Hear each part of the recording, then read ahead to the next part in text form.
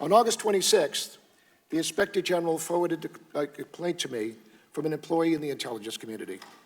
The Inspector General stated that the complaint raised an urgent concern, a legally defined term under Whistleblower Protection Act that has been discussed at length in our letters to the committee on September 16 and 17.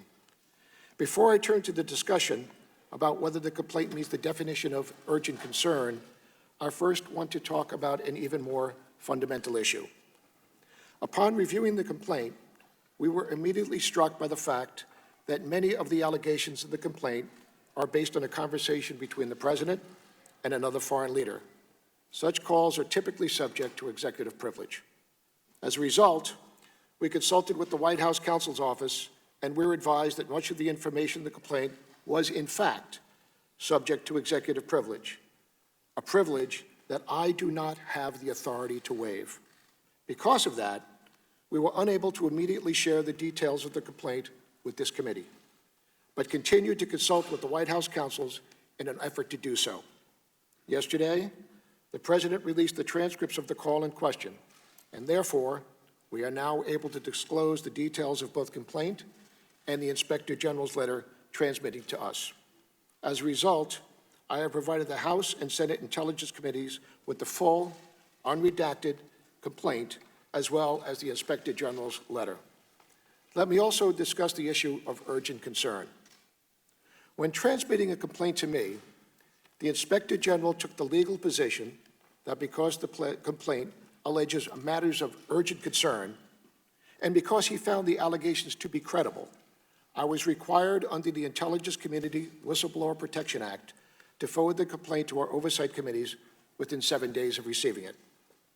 As we have previously explained in our letters, urgent concern is a statutorily defined term. To be an urgent concern, the allegations must, in addition to being classified, assert a flagrant, serious problem, abuse, or violation of law, and relate to the funding, administration, or operation of an intelligent activity within the responsibility of the Director of National Intelligence. However, this complaint concerns conduct by someone outside the intelligence community, unrelated to funding, administration, or operation of an intelligence activity under my supervision. Because the allegation on the face did not appear to fall in the statutory framework, my office consulted with the United States Department of Justice Office of Legal Counsel and we included the Inspector General in those consultations.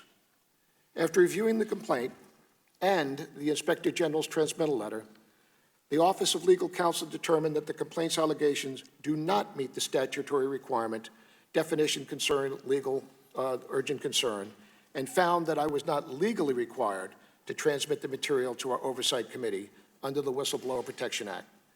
An unclassified version of that Office of Legal Counsel memo was publicly released. As you know, for those of us in the executive branch, Office of Legal Counsel opinions are binding on all of us. In particular, the Office of Legal Counsel opinion states that the President is not a member of the intelligence community, and the communication with the foreign leader involved no intelligence operation or activity aimed at collecting or analyzing foreign intelligence. While this OLC opinion did not require transmission of the complaint to the committees, it did leave me with the discretion to forward the complaint to the committee. However, given the executive privilege issues I discussed, neither the Inspector General nor I were able to share the details of the complaint at the time.